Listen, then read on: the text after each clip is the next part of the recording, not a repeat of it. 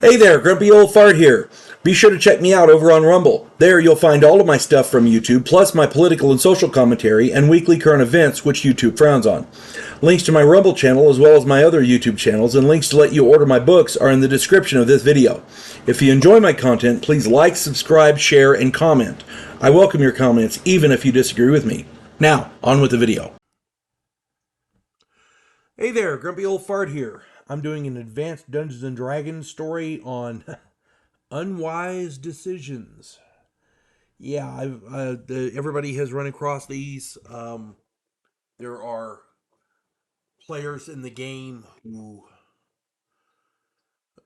I don't know if they either don't know the rules or they milk a rule and the dungeon master allows them to get away with it, or they just don't take into account consequences. I don't know. I don't know what but there's a million different unwise decisions a player can make. The purpose of this video is to tell players and dungeon masters to consider the consequences before they make rash decisions, or to be sure and read the rules before you try to do something, because you'll see what I'm talking about. I've been playing Dungeons and Dragons, Advanced Dungeons and Dragons, for almost a half century. I've been running it since 1979. I've seen all manner of players and dungeon masters over the years. Many of them were great players. But with any group, you come across some clunkers from time to time.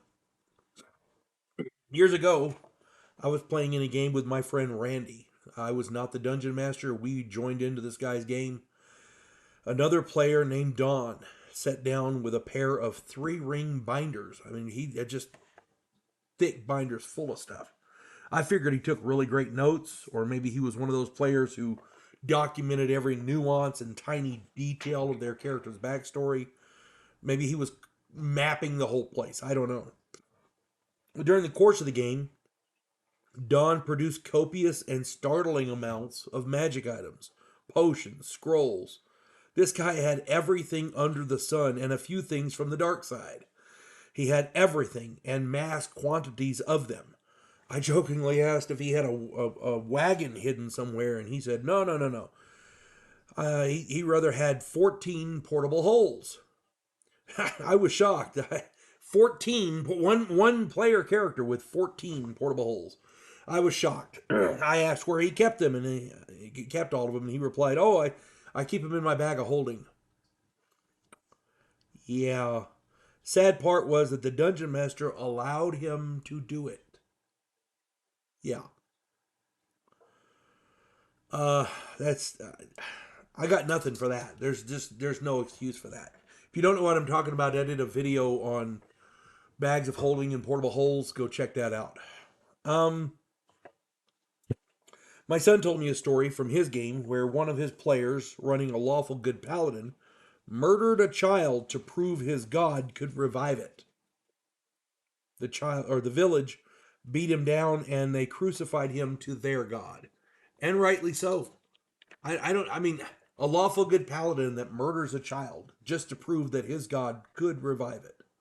Yeah, that don't cut it. I'm sorry. In my opinion, they got off easy. Um, in my wife's game once, the group was staying overnight in an Amazon tribe's village. Amazon, the women warriors. We were staying overnight in an Amazon tribe's village. They seemed welcoming enough and all was going well. And that is until one of our player characters decided that since he was a barbarian, he should also be a caveman and a savage. His character tried to sexually assault the queen of the village, right in front of the group and in front of the entire village. The entire group intervened and hacked the son of a bitch to death, and rightly so. Our characters were not uberly high level, but we could not have taken that village. Even if we were so inclined to allow him to continue, which we weren't, yeah, that wasn't happening. Then there was Tony. Tony was, for all intents and purposes, a homicidal maniac.